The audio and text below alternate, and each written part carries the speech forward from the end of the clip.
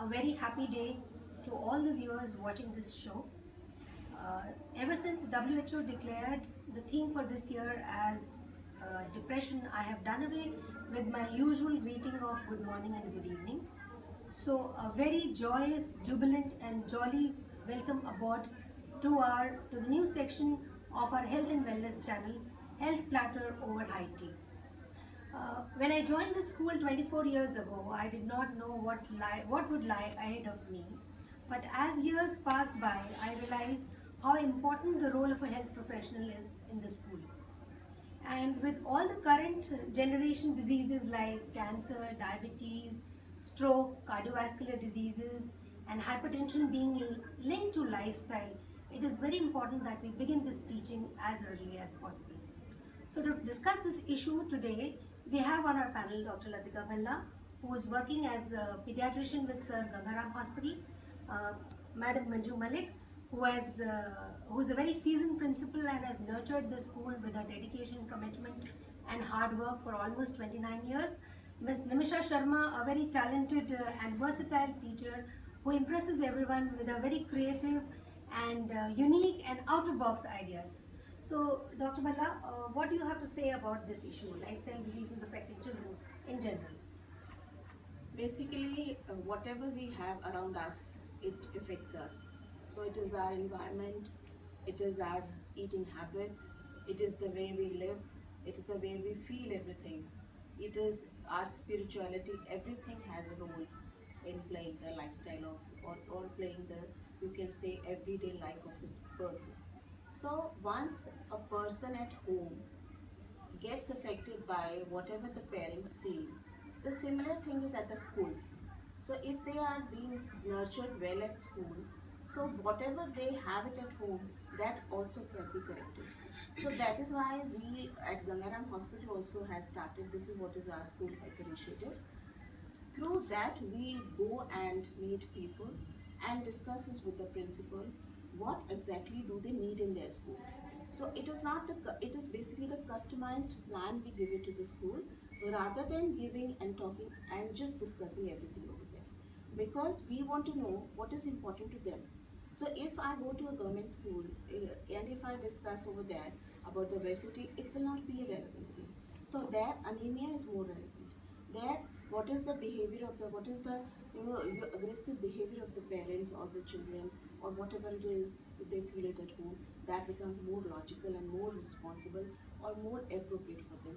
But if I come to a school where the children are coming from a good socioeconomic status, where adolescent obesity is becoming a thing which has to be looked after. Because why do we want to concentrate on adolescent health? Since you can say the similarly last 25 years I've been just practicing as a pediatrician, but for last 7 to 8 years I've been doing this adolescent pediatrics because this is a new kind of a branch where we just look after the diseases of the adolescent, because most of the time adolescent children are healthy. They have more of a psychological issues, spiritual issues and other issues, or you can say even occupational issues, because we continue this till 21 years also. So that is why it is very important for us to know what is basically the problem. One thing. Second thing, we have to concentrate how they behave with each other. It is the interpersonal skills, it is the communication skills, which are very important. Most of the children, most of the things we see, the children who suffer because of the lack of communication skills. They are not able to tell parents what they are going through, what they are. Basically, we have to tell the parents, let's talk. And the talking becomes, should be one to one, or maybe in the group, or maybe in the family, or maybe with the grandparent, or maybe with the sister or brother, or maybe with another sibling. Or maybe you can say your chacha or boy, everybody. We have a tendency to have a joint families, so it has to be with that. So our health has to be social, it has to be spiritual, it has to be physical, and it has to be mental, which includes everything. Very rightly said, our health has to be taken up in a holistic manner, and I must tell you, Dr. Latika, that we are already pursuing this tailor-made programs in the school. Yeah. According to the need of the recipient, we have tailored all our programs, Yes. and along with that, as you said, Very rightly, we have life skills also going on along with that, so that we teach them attitudes, their behavior modifications, what kind of skills they need, and we put them into practice also with them. So that's wonderful. Adolescent behavior, they say it goes to throughout your life. Yeah. So whatever behavior is formed during this age period, so that is what it is going to go through. That kind of a habit has to continue with you. So that is why if you want to change a person, the prevention should not start at the age of 30 or 40. It should start as the age of 10 to 18. Because if you don't let them have bad habits, bad eating habits, if they have a good eating habits, they have a good exercise plan, they are mentally healthy, they can correlate with everything they have it around them. And then it is very important for the children to understand what they are going through, what is the bad effect of that, and they should be able to speak up for that. So if they are able to raise their slogans or they raise their voices, what they feel which is bad in their environment, that is what is the exact teaching of a teacher to the child or to the student. Very right. Ma'am, you have been there in the school for a very long time. I'm sure you must have seen a lot of changes occurring in the children of then and now. So what is your experience as far as health of the children is concerned?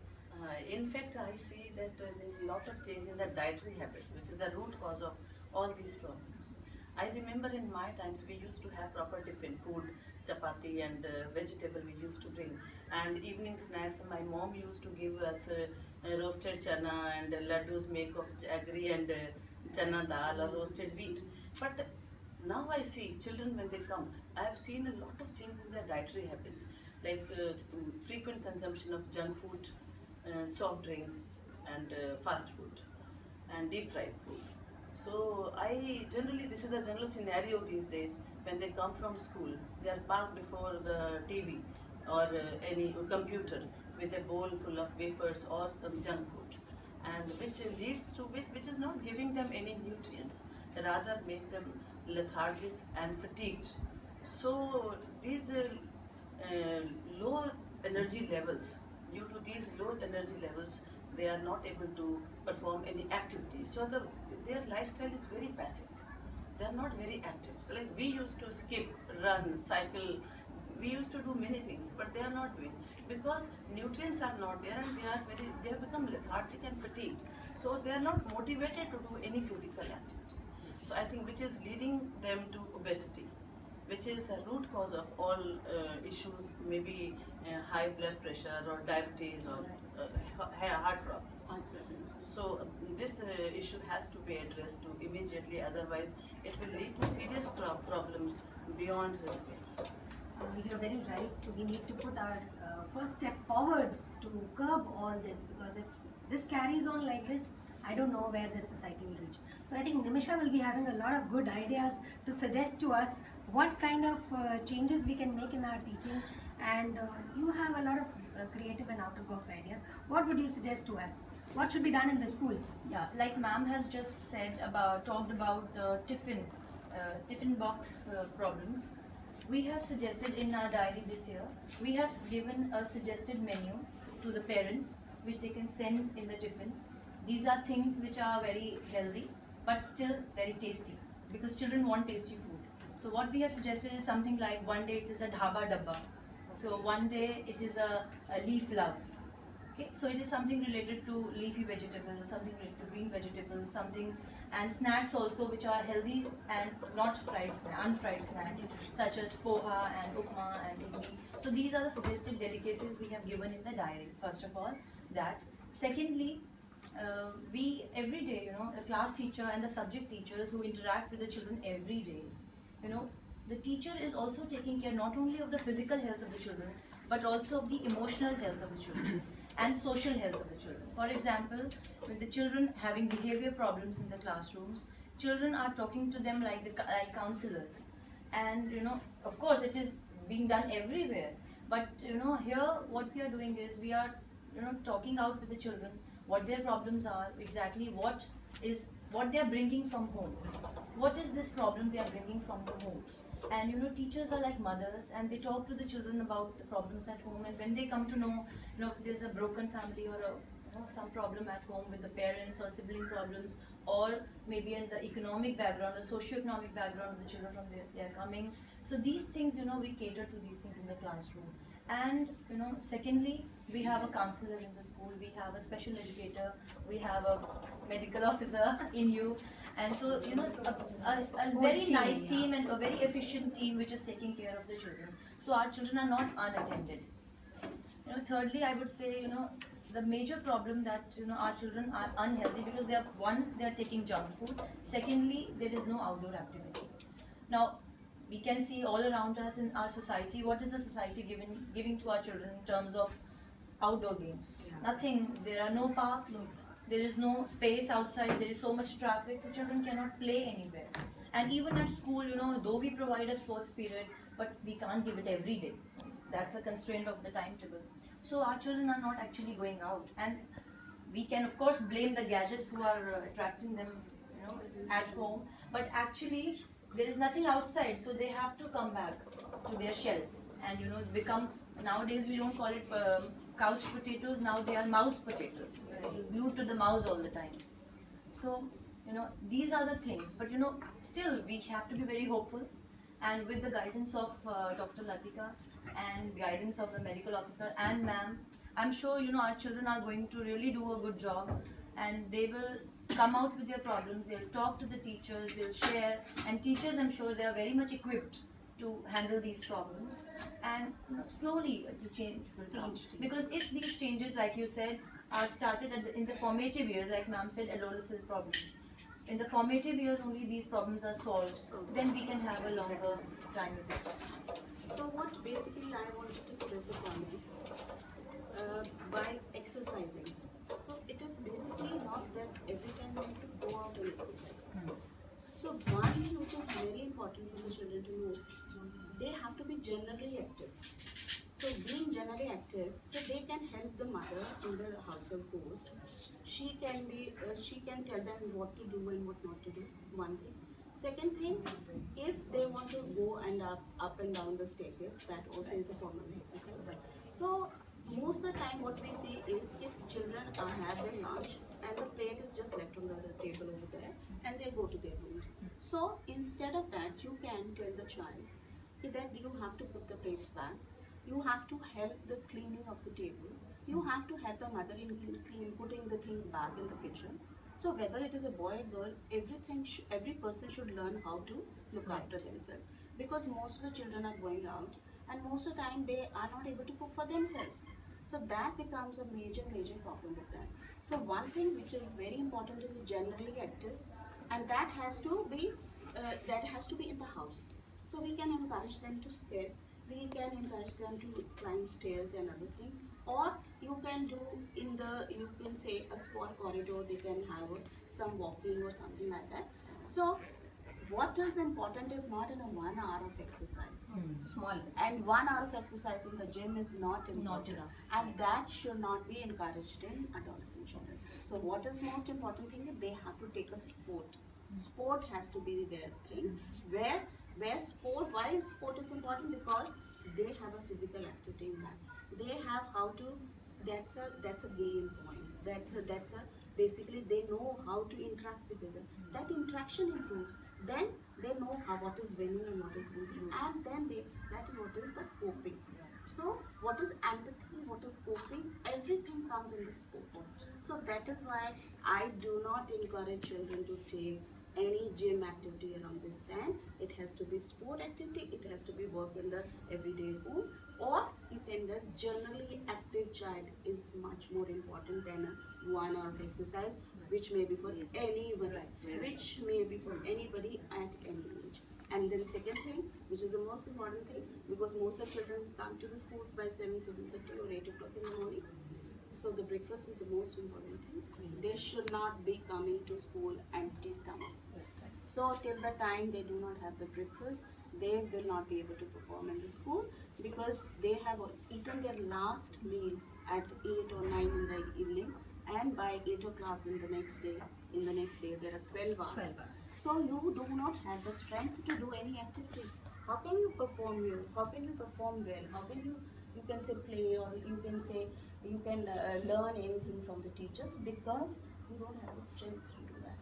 So very important for us to, if you are checking the tiffin, you have to tell the mother. Either you can have a break at 9 or 10, 9:30 for 15 minutes, or if you have to stress upon the parents in your meetings, the parent teacher meeting, that they have to send the children by giving them, most of the time parents come to me, if their children, they're not in the habit of eating.